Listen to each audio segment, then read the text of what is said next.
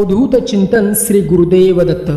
बंधू आणि भगिनींनो, गेल्या वर्षीपासून उत्पन्न झालेल्या महामारीच्या या समस्येमुळे सर्व मंदिरात दरवर्षी चैत्र शुद्ध नवमीला साजरा केला जाणारा श्रीराम जन्मोत्सव यंदा देखील गेल्या वर्षीप्रमाणेच भक्तांविनाच होणार आहे.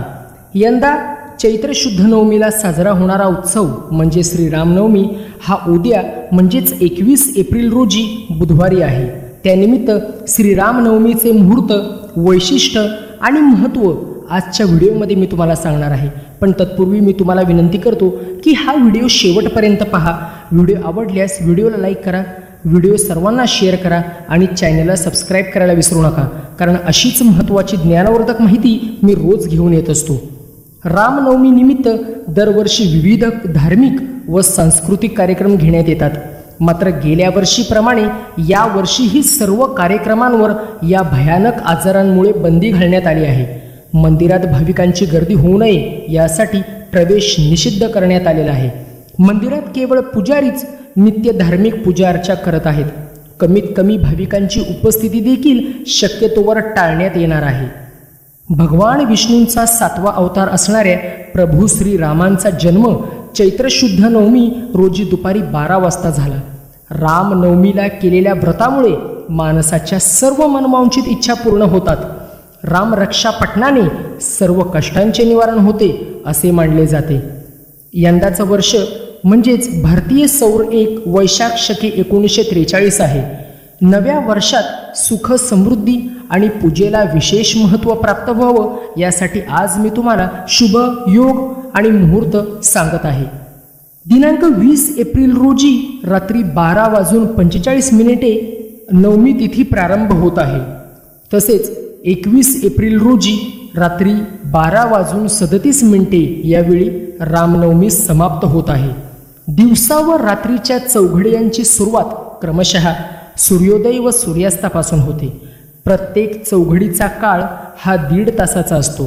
वेळेनुसार या चौघड्या शुभ, मध्यम आणि अशुभ अशा 3 भागात विभागल्या जातात. यात अशुभ चौघडी जेव्हा असतील तेव्हा आपण शुभ कार्य करणे टाळावे. चौघडी 24 तासांमध्ये 16 घड्यांमध्ये विभागली जाते. एक घडी सामान्यतः 22 मिनिटे आणि 20 सेकंदाची असते. या मुहूर्तात 4 घडी असतात. या 4 घडी एकाच मुहूर्तात असल्यामुळे त्यांना चौघडी असे म्हणतात. तर उद्या आपल्याला कोणकोणत्या अशुभ आणि शुभ घडी पाळायच्या आहेत त्याबद्दल मी तुम्हाला माहिती देणार आहे. तर सकाळी 6:19 पासून ते 7:54 पर्यंत या विशिष्ट कालावधीमध्ये आपल्याला लाभ चौघडी आहे. तसेच सकाळी 7:54 पासून ते सकाळी 9:29 पर्यंत आपल्याला अमृत चौघडी आहे. आणि पूजेचा शुभ मुहूर्त आहे सकाळी 11:04 पासून ते 12:39 पर्यंत. आता आपण समजून घेऊ की आपल्याला प्रभू श्रीरामांची पूजा कशी करायची आहे. नवमी तिथी प्रारंभ झाल्यावर नेहमी आपण शुचिर्भूत व्हावे. प्रभू श्रीरामांची प्रतिमा किंवा श्रीरामांची मूर्ती एका चौरंगावर स्थापन करावी. श्रीराम पूजनाचा आपण संकल्प करावा. श्रीरामांचे आवाहन करून पंचामृताचा आपण अभिषेक करावा. त्यानंतर मुख्य अभिषेक आपण करावा. अभिषेक केल्यानंतर हळद, कुंकू, चंदन, फुले आपण अर्पण करावीत. त्यानंतर धूप, दीप आणि नैवेद्य दाखवावा. आरती करावी आणि मनापासून नमस्कार करून प्रभू श्रीरामांचे आशीर्वाद घ्यावेत. श्रीरामनवमी निमित्त मंदिरात पाळणास असतो आणि राम जन्माचा सोहळा रंगतो. भाविक त्या पाळण्याला झुलवतात आणि त्याच्यानंतर प्रसादाचं वाटप केलं जातं.